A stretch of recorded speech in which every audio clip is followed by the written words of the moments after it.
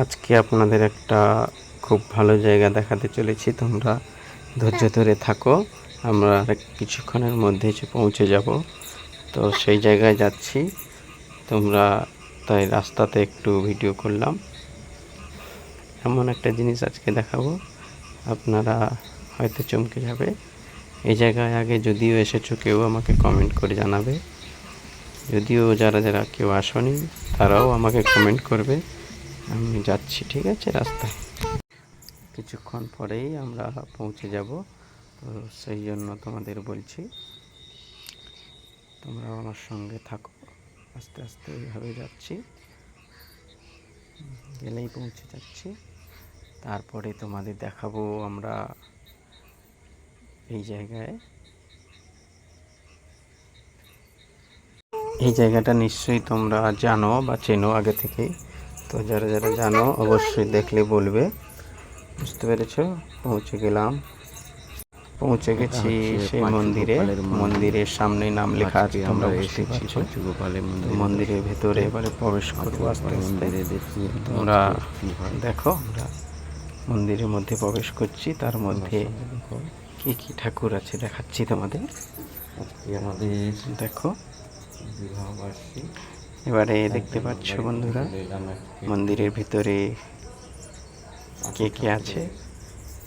হ্যাঁ, ঠিকই বুঝতে পেরেছো, এই হচ্ছে পাঁচু গোপাল মন্দিরে এসেছি আমরা।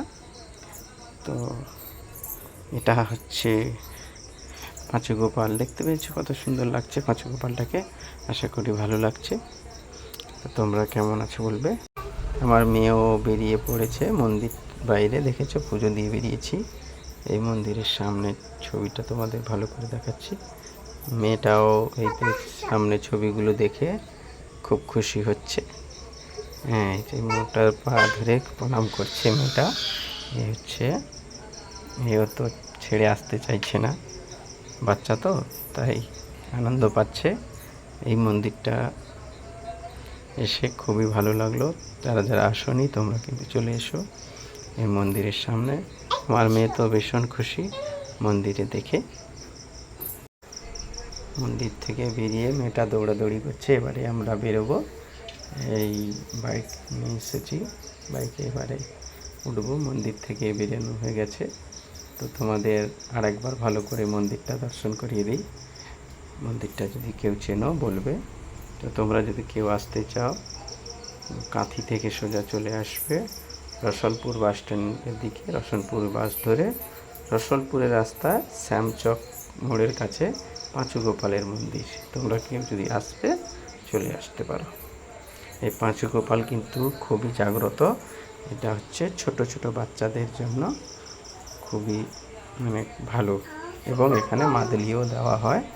তোমরা যারা যারা আসো, আমার পুজোর পরে এই যে আমার স্ত্রী, আমার মেয়ে